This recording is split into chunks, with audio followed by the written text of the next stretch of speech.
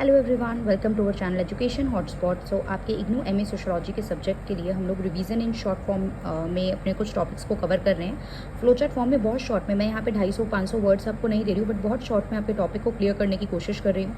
ये टॉपिक मैं already YouTube पे पेड क्लासेस में कवर करा चुकी हूँ, बट लास्ट मोमेंट की रिवीजन के लिए हम लोग यहाँ पे इस तरीके से इन टॉपिक्स को कवर कर रहे हैं कि अगर किसी ने नहीं कवर करे हैं वो सब टॉपिक, तो आप कम समय में ये टॉपिक को अच्छे से किस तरीके से कवर कर सकते हैं, या फिर अगर आप ऑलरेडी कवर कर चुके हैं तो शॉर्ट में आप उस कंटेंट को कैसे रिवाइज कर सकते हैं और एग्जाम से पहले अपने माइंड में उस चीज़ों को कैसे रख सकते हैं। So sorry for the handwriting, you know, कि सिचुएशन में कंटेंट अभी क्रिएट किया जा रहा है। I have very less amount of time and due to the new responsibilities अभी जिससे मैं फेस कर रही हूँ। So yeah I hope you will understand and manage this.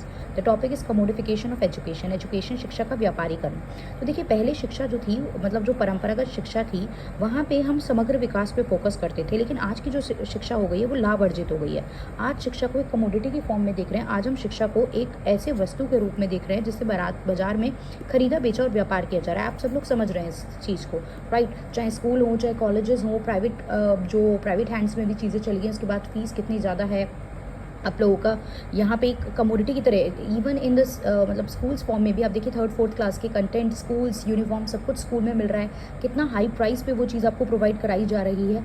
सो वो चीज़ जो अर्लियर सिर्फ सरकार पे बेस्ड थी, जो सिर्फ स्टेट पैसा लगाती थी पुरानी परंपरागत शिक्षाओं में, जहाँ टीचर्स का एक इंपॉर्टेंट रोल होता था, आज यहाँ पे आपका जो है कमोडिफाइड एजुकेशन में सिर्फ प्रॉफिट अर्निंग पे यहाँ पे मोटिव रहता है। और जो यहाँ पे स्टूडेंट हैं वो सिर्फ एक उपभोक्ता बन गए हैं कि वो सामान को खरीद रहे हैं, राइट? स्कूल हो, मतलब स्कूल में आप देखते हो यूनिफॉर्म्स, बुक्स वगैरह सब स्कूल से मिल रही हैं, आप बाहर से नहीं परचेज कर सकते हो।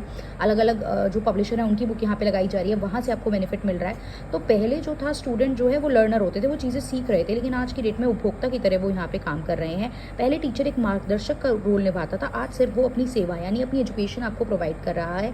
बाकी देखिए, आज की डेट में आप देखते हैं, चाहे मैं एडटेक कंपनी की बात करूँ, चाहे मैं इंस्टीट्यूशन की बात करूँ, टीचर सिर्फ आ रहा है और पढ़ा रहा है। बाकी मैनेजमेंट टीम अलग है, कैसे कोर्स ज़्यादा से ज़्यादा बेचने हैं वो टीम अलग है, कैसे आपका एडमिनिस्ट्रेशन होना है वो सब चीज़ें अलग है। तो टीचर को सबकी नॉलेज नहीं होती, वो सिर्फ आपको सेवा दे के जाए, मतलब अपना नॉलेज शेयर करके जा रहे हैं। बाकी वहाँ पे टेक्निकल, कमर्शियल सब टीम अलग है जो ये सब चीज़ें मैनेज करेंगी। पहले जो होती थी शिक्षा जो है वो समावेशी होती थी, मतलब सबको लेके चलना है, सब तक हमें शिक्षा पहुँचानी है। लेकिन आज जो है वो अफोर्डेबिलिटी पे बेस हो गई है, जिसकी जितनी क्षमता है आप पैसे दे सकते हो, आप इनरोल करो, आप पैसे नहीं दे सकते, आप इनरोल नहीं कर सकते हो, राइट? तो यहाँ पे इंक्लूसिवनेस जो है वो कंपैरेटिवली कम हो गई है। हर जगह एडमिशन पे रोक लगा दिए गए हैं, by the form of high fees ले ली जाती है, एंट्रेंस एग्जाम ले लिए जाते हैं, तो हर कोई पर्सन हर जगह पे पहुँच नहीं सकता है। तो पहले समावेशी हुआ करती थी, सरकार पैसे लगाती थी, लेकिन आज की डेट में निजी निवेश होते हैं, प्राइवेट लोग पैसे लगाते हैं। तो जब प्राइवेट लोग पैसे लगाएंगे तो वो अपने लाभ का सोचेंगे, वो सामाजिक कल्याण नहीं सोचेंगे। पहले जो लागत थी वो कंपैरेटिवली कम आती थी, लेकिन आज की डेट में जो कमोडिफाइड एजुकेशन है वहाँ पे लागत बहुत ज़्यादा आती है। अब आई होप आप इसको बना के अपनी लैंग्वेज में लिख पाएंगे। हो सकता है वो सीधा बोल they explain commodification of education, तो आप मीनिंग बताएंगे कि पहले कैसे ये सामाजिक वस्तु था, आज इसको एक व्यवसायिक वस्तु, कमर्शियल गुड के रूप में देखा जाता है, आज इसको एक वस्तु के रूप में माना जाता है और इसको खरीदा बेचा और इसका व्यापार किया जाता है। अगर कहेगा ट्रेडिशनल और कमोडिफाइड में अंतर बताते हुए बताइए तो आप बताएंगे, नहीं कहेगा 20 नंबर में देगा तो भी आपको ये एक्सप्लेन करना है, राइट? इसकी कुछ इम्प्लीकेशंस के फॉर्म में भी हम लोग इसको देख लेते हैं। देखिए, इकोनॉमिक लिबरलाइजेशन एंड ग्लोबलाइजेशन जब भी पूरे विश्व में हमें देखने को मिला, या इंडिया में 1991 में ये जो है ये लिबरलाइजेशन एंड आपका ग्लोबलाइजेशन का कंसेप्ट जब आया, तो उससे हुआ क्या, हर चीज़ में जो है मार्केट ओरिएंटेड अप्रोच फॉलो होने लगी। चाहे वो आपके गुड्स हो, मतलब सामान खरीदा बेचा जा रहा था, MNCs आ रही थी, प्राइवेट कंपनीज आ रही थी, प्राइवेट लोग पैसा लगा रहे थे लाभ के लिए, तो मार्केट ओरिएंटेड अप्रोच हो गई थी। तो शिक्षा में भी मार्केट ओरिएंटेड, बाजार से आधारित रिफॉर्म, बदलाव जो थे वो देखने को मिले।